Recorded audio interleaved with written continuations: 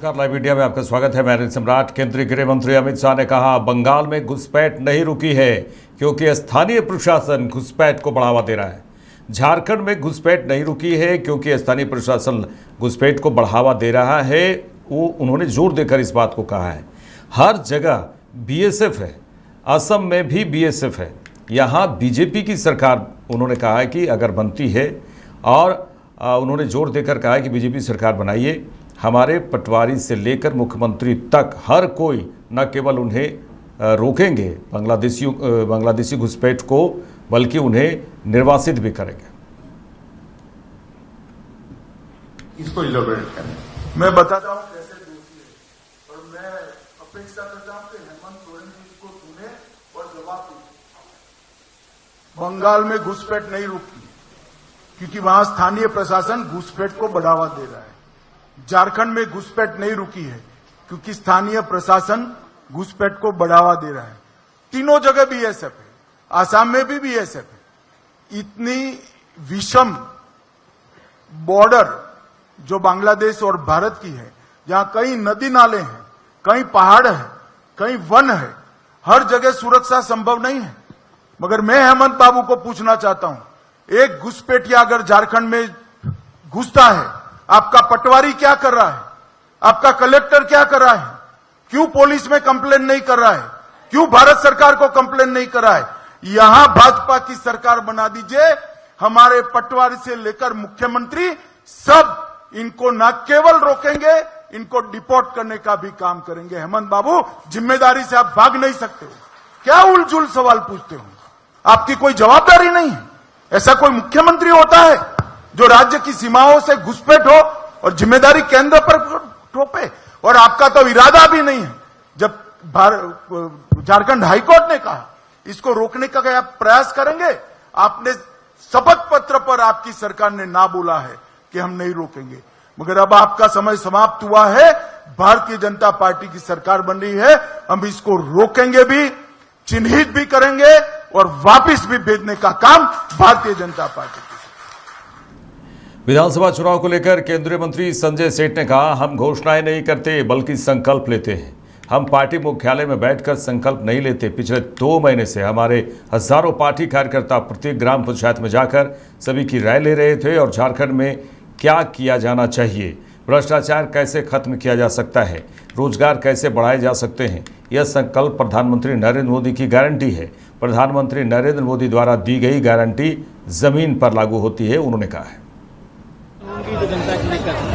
आप इंतजार करो, और हम घोषणा नहीं करते, हम तो संकल्प लेते हैं। और संकल्प ऐसा कि हम भाजपा मुख्यालय में बैठ के नहीं करते। हम तो हजारों हजार कार्यकर्ता पिछले 2 महीने से परिश्रम कर गांव टोला पंचायत जाकर उनसे राय ली, पत्र पत्रिका से राय ली, बॉक्सेस में से राय ली, ईमेल से राय ली। क्या करना चाहिए झारखंड में, कैसे भ्रष्टाचार मुक्त करें, कैसे रोजगार का सृजन करें, कैसे सिंचाई का साधन हम आप बढ़ाएं, कैसे खनिजों का सदुपयोग करें, कैसे बेटियों को हम बचाएं। यह संकल्प है और यह संकल्प प्रधानमंत्री नरेंद्र मोदी की गारंटी होती है। मोदी जो गारंटी करते हैं वो धरातल पर उतरता है। आज जो संकल्प ले रहे हैं कि डबल इंजन की सरकार जब आएगी इस प्रदेश के अंदर, तब हमने जो पंचप्रण लिए, जो आज संकल्प ले रहे हैं, एक एक संकल्प को धरातल पर उतारकर गांव टोला पंचायत झोपड़पट्टी तक पहुंचाएंगे। यह संकल्प है। बीजेपी प्रदेश अध्यक्ष बाबूलाल मरांडी ने कहा कि हेमंत सोरेन की बातों पर कोई विश्वास नहीं करता है। 5 साल तक इन्होंने झारखंड को खूब ठगा है। जो 5 साल तक लूटते रहे, उन पर कौन भरोसा करेगा। उन्होंने कहा कि बीजेपी जो कहती है वो करती है, इसलिए हमने कहा है कि 2100 रुपये महीना महिलाओं के खाते में जाएगा। जनता को उस पर भरोसा है। सर, आज बीजेपी के संकल्प पत्र जारी हो गया। गोकुल दीदी योजना की अगर बात करें तो जेएमएम कह रही है कि दिसंबर में रूल्स बता रहे थे 2500 देने की बात है, 2100 की बात कर रहे हैं।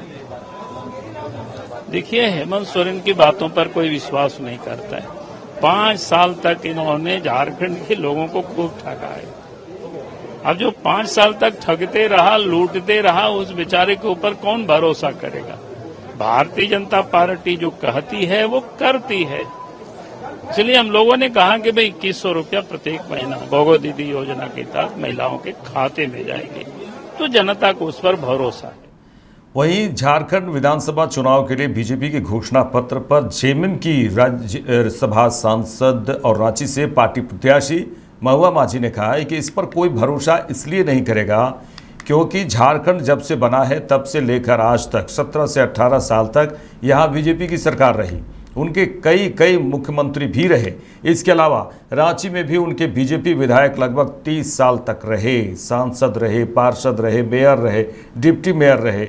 वहीं उन्होंने कहा कि इसके बावजूद न झारखंड का विकास हुआ और न रांची का विकास हुआ।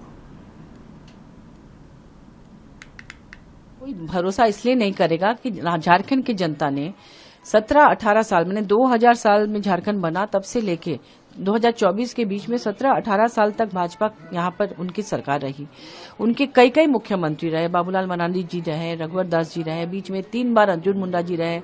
इसके अलावा यहाँ पर रांची की बात करें तो यहाँ जो विधायक है वो लगभग 30 साल से यहाँ रहे, 28 साल 5 महीने तक।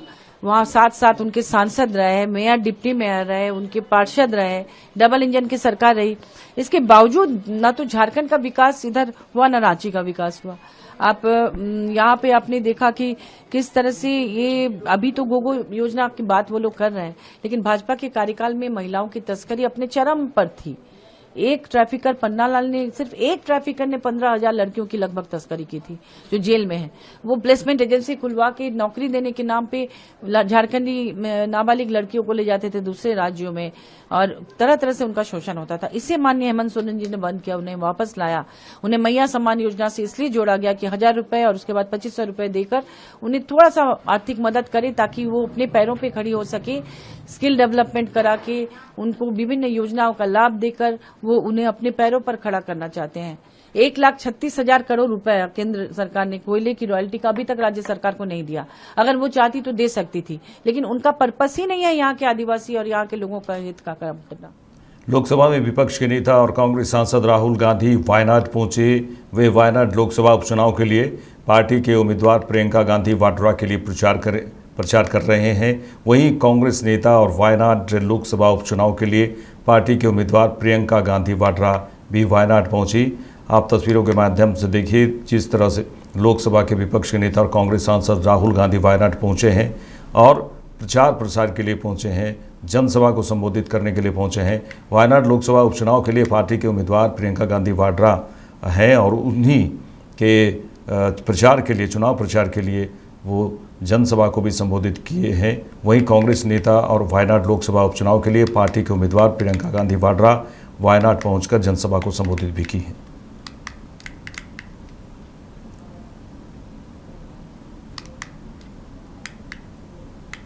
आपको बता दें कि उत्तर प्रदेश के डिप्टी सीएम केशव प्रसाद मौर्य ने कहा है कि अखिलेश यादव स्वयं गहरे तनाव के दौर पर गुजर रहे हैं।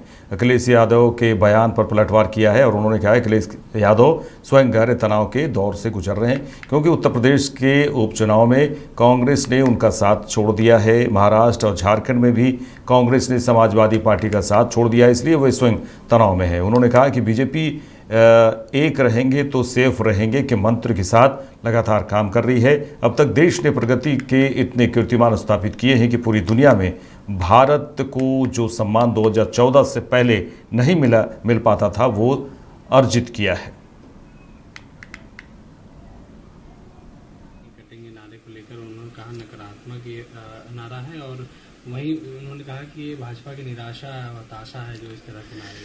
देखिए, श्री अखिलेश यादव जी स्वयं गहरे तनाव के दौर से गुजर रहे हैं क्योंकि यूपी के उपचुनाव में कांग्रेस ने उनका साथ छोड़ दिया है और कांग्रेस ने महाराष्ट्र और झारखंड में समाजवादी पार्टी का साथ छोड़ दिया है, तो इसलिए वो स्वयं तनाव में। भारतीय जनता पार्टी सबका साथ सबका विकास, एक रहेंगे तो सेफ रहेंगे मंत्र के साथ लगातार काम कर रही है। माननीय प्रधानमंत्री श्री नरेंद्र मोदी जी 2014 में देश की बागडोर संभाले और अब तक देश ने प्रगति के इतने कीर्तिमान स्थापित किए हैं कि पूरी दुनिया के अंदर 2014 से पहले भारत को जो सम्मान मिलना चाहिए, जो स्थान मिलना चाहिए, जो पहचान मिलना चाहिए, तो नहीं मिल पाता था। लेकिन आज वह स्थान, सम्मान, पहचान भारत ने अर्जित किया है। आत्मनिर्भर भारत बन रहा है। तीसरी अर्थव्यवस्था के लिए दिन रात सभी सरकारें माननीय प्रधानमंत्री जी के मार्गदर्शन में कार्य कर रही हैं। 2047 तक विकसित भारत का संकल्प है। इसलिए श्री अखिलेश यादव जी जो उपचुनाव हो रहा है उसमें 9 की 9 सीटें हार रहे हैं, इसलिए बौखलाए हैं। लेकिन मैं पूरे विश्वास से कह सकता हूं कि यह 2027 में तीसरी बार भाजपा सरकार की मजबूत नींव डालने का चुनाव है और जनता पूरी तरह से भाजपा को जिताने का मन। बिहार में छठ महापर्व की तैयारियों का जायजा लेते हुए मुख्यमंत्री नीतीश कुमार और डिप्टी सीएम सम्राट चौधरी ने स्टीमर से छठ घाटों का लगातार निरीक्षण कर रहे हैं। और डिप्टी सीएम सम्राट चौधरी ने बताया कि सभी घाटों पर सुरक्षा के कड़े इंतजाम किए गए हैं। खतरनाक घाटों को चिन्हित कर लाल झंडे लगाए गए हैं और अधिकारियों को पूरे मुस्तैदी से घाटों पर तैनात किया गया है। बिहार में छठ पूजा के दौरान आने वाले श्रद्धालुओं की सुविधा के लिए मुख्यमंत्री और डिप्टी सीएम की मांग पर रेलवे ने इस बार 7500 विशेष ट्रेनें चलाई, जबकि पिछले साल 4000 ट्रेनें चलाई गई थी।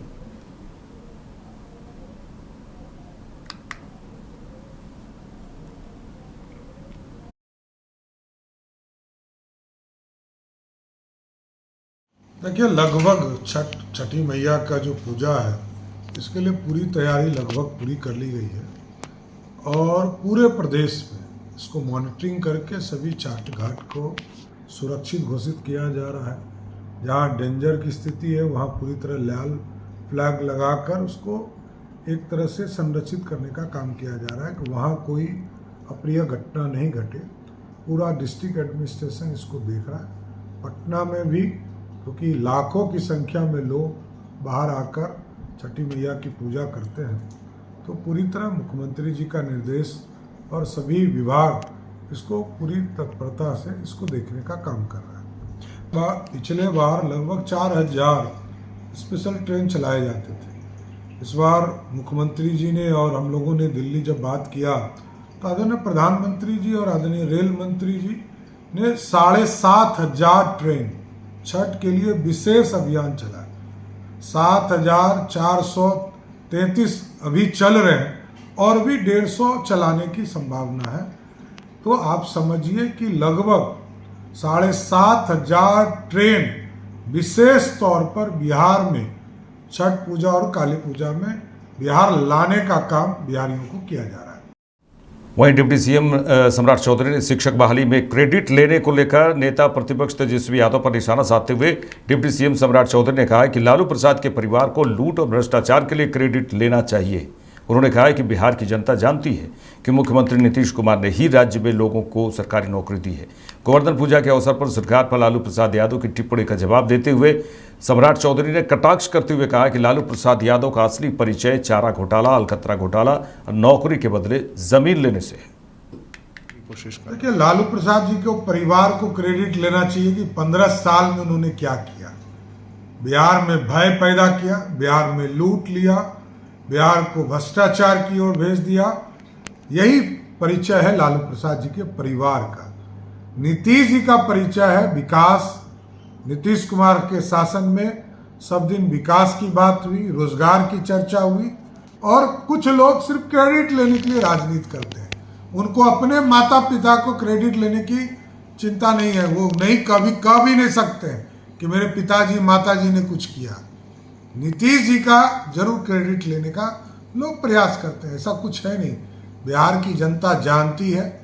नीतीश कुमार जी ने 2020 के चुनाव में कहा था 10 लाख सरकारी नौकरी देंगे बिहार के लोगों को, और 2024 में जब भाजपा और जनता दल यूनाइटेड का गठबंधन हो गया तो अब मुख्यमंत्री जी ने कहा 12 लाख नौकरी देकर चुनाव में जाए। कांग्रेस नेता और वायनाड लोकसभा उपचुनाव के लिए पार्टी के उम्मीदवार प्रियंका गांधी वाड्रा ने वायनाड में कहा, मोदी जी की सरकार सिर्फ अपने बड़े व्यापारी मित्रों के लिए काम करती है। वहीं प्रियंका वाड्रा बीजेपी पर निशाना साधते हुए कहा कि इन्हें बस किसी भी तरह से सत्ता में बने रहना है, जिसका साधन आपको विभाजित करना है। वे आपके बीच गुस्सा फैला रहे, नफरत फैला रहे। Modi ji's government works only for his big businessman friends. Modi നരേന്ദ്രമോദിയുടെ ഗവൺമെന്റ് പ്രവർത്തിക്കുന്നത് അദ്ദേഹത്തിന്റെ അതിസമ്പന്നരായ വ്യവസായി സുഹൃത്തുക്കൾക്ക് വേണ്ടി മാത്രമാണ്. His objective is not to give you a better life. It is not to find new jobs for your young who are educated. It is not to provide better health or education initiatives and programs. It is simply to stay in power by any means possible. നരേന്ദ്രമോദിയുടെ ലക്ഷ്യം എന്ന് പറയുന്നത് നിങ്ങൾക്ക് മെച്ചപ്പെട്ട ഒരു ജീവിതം ലഭ്യമാക്കലല്ല, നിങ്ങളുടെ കുട്ടിക്ക് തൊഴിലവസരങ്ങൾ നൽകുന്നതല്ല, നിങ്ങൾക്ക് മെച്ചപ്പെട്ട ആരോഗ്യ സംവിധാനങ്ങൾ നൽകുന്നതല്ല, നിങ്ങൾക്ക് മെച്ചപ്പെട്ട വിദ്യാഭ്യാസം നൽകുന്നതല്ല. അദ്ദേഹത്തിന്റെ ഒരേ ഒരു ലക്ഷ്യം എന്ന് പറയുന്നത് ഏതു വിധേനയും അധികാരത്തിൽ തുടരുക എന്നത് മാത്രമാണ് നരേന്ദ്രമോദിയുടെ ഒരേ ഒരു ലക്ഷ്യം. And what are those means?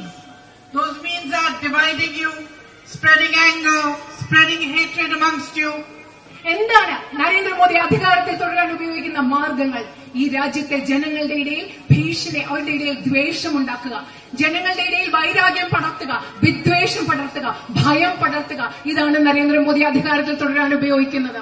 Taking your rights away from you, oppressing democratic institutions, taking your lands, giving them to big people, taking your ports, airports, everything that rightfully belongs to the people of India and handing it to his friends. എന്താണ് അദ്ദേഹം ചെയ്യുന്നത്? ഈ രാജ്യത്തെ ജനങ്ങൾക്ക് ന്യായമായി അവകാശപ്പെട്ട ഭൂമി, നമ്മുടെ തുറമുഖങ്ങൾ, ഇങ്ങനെയുള്ള എല്ലാം ജനങ്ങളിൽ നിന്ന് എടുത്തു മാറ്റിയിട്ട് അദ്ദേഹത്തിന്റെ വ്യവസായികളായ സുഹൃത്തുക്കൾക്ക് കൈമാറ്റം ചെയ്യുക എന്നത് മാത്രമാണ് നരേന്ദ്രമോദി ചെയ്യുന്നത്.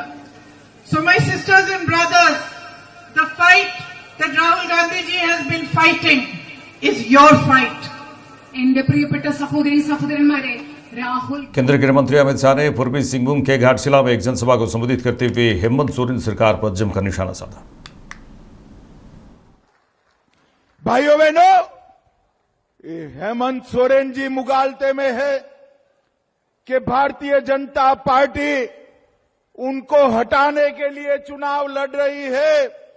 अरे हेमंत बाबू, भारतीय जनता पार्टी आपको हटाने के लिए चुनाव नहीं लड़ रही है। भारतीय जनता पार्टी झारखंड में परिवर्तन लाने के लिए चुनाव लड़ रही है। परिवर्तन लाने, परिवर्तन से मतलब ये नहीं है कि मुख्यमंत्री बदल दिया जाए, पार्टी बदल दी जाए। परिवर्तन से मतलब है कि यहां पर गरीबों का पैसा खाने वाली हेमंत सोरेन की सरकार को बदल दिया जाए। ये इतनी बड़ी सभा है। भाइयों बहनों, मुझे बताओ, इतनी बड़ी सभा में आप सभी ने 350 करोड़ रुपया एक साथ कभी देखा है क्या? अरे जोर से बोलो, देखा है? 350 करोड़ रुपया कभी बैंक अकाउंट में आया है क्या? ये कांग्रेस और झारखंड मुक्ति मोर्चा के सांसद के घर से 350 करोड़ रुपया मिला। वो किसका है भाई, बताओ तो जरा, किसका है? अरे जोर से बोलो, किसका है?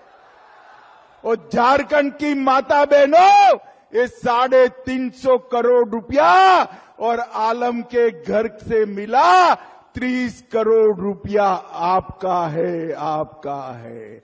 झारखंड के युवाओं, ये 350 करोड़ रुपया और 30 करोड़ रुपया जो है वो आपका है। ये कौन लूट गया भाई? जोर से बोलो जरा, कौन लूट गया?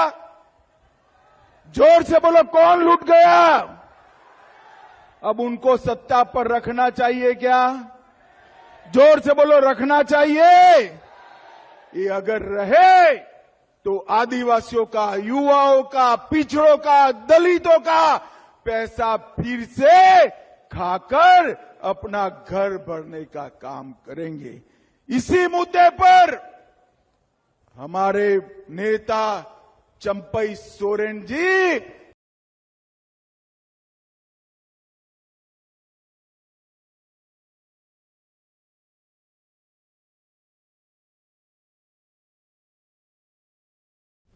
मेरे साथ इस बुलेटिन में इतना ही। देश दुनिया की तमाम खबरों के लिए देखते रहिए लाइव इंडिया। नमस्कार।